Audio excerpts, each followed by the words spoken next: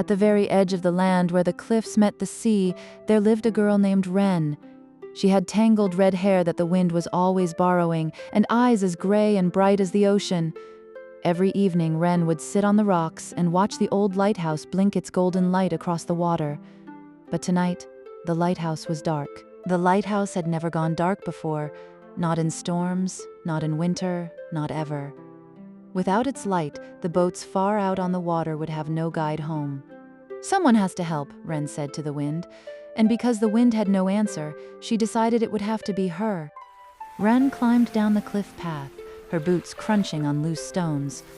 The path wound through tall seagrass down to a narrow causeway that connected the land to the lighthouse rock. The tide was low, just enough to cross. Halfway across, a soft voice floated down from above. "Going to the lighthouse, are we?" Wren looked up. Perched on a wooden post was a small, round owl with feathers the color of moonlight, silver and cream and soft gray. Her enormous golden eyes blinked slowly. "I'm Opal," said the owl. "I've been waiting for someone brave enough to try." Opal glided ahead and Wren followed, up the worn stone steps to the lighthouse door.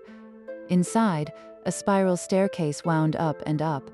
The walls were covered in paintings of ships and whales and sunsets that someone had loved very much. But everything was covered in dust, and the air smelled of salt and old stories. At the very top, they found the lantern room. The great glass lens sat cold and still. "What happened to it?" Wren asked. Opal ruffled her feathers.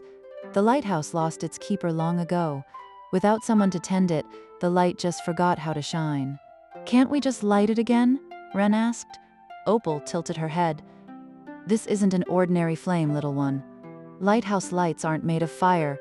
They're made of purpose, the feeling that someone out there needs you. If you can feel that, truly feel it, the light will come." Wren closed her eyes and placed her hands on the cold glass. She thought of the fishermen rocking on the dark water with no light to follow. She thought of her mother, watching for the lighthouse beam from the kitchen window. She thought of every ship that ever sailed home safe because of this light. And she felt it deep in her chest, a warmth like a small sun waking up inside her. The lens began to hum. A tiny flicker of gold appeared, no bigger than a candle flame. Then it grew warmer, brighter, stronger, until the whole lantern room blazed with golden light. The great lens spun to life and a beam swept out across the dark water like a golden arm reaching for the boats. Far below, the boats turned toward the light. One by one, like fireflies finding their way, they followed the golden beam toward the harbor, and from the village on the cliff top, a window lit up. Then another, until the whole coastline was glowing. Opal landed softly on Wren's shoulder, her feathers warm against Wren's cheek. "You did it," she said quietly. "But the light wasn't really gone, was it?" Wren asked. Opal blinked her golden eyes. "No, it was just waiting for someone who cared enough to wake it up." Opal stretched her silver wings.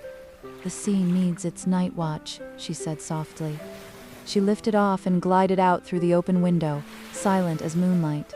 For a moment, Wren saw her circling the lighthouse beam, feathers catching gold, before she disappeared into the stars.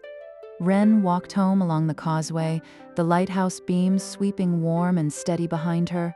When she climbed into bed, she could see the light from her window, a slow golden blink over and over like a heartbeat.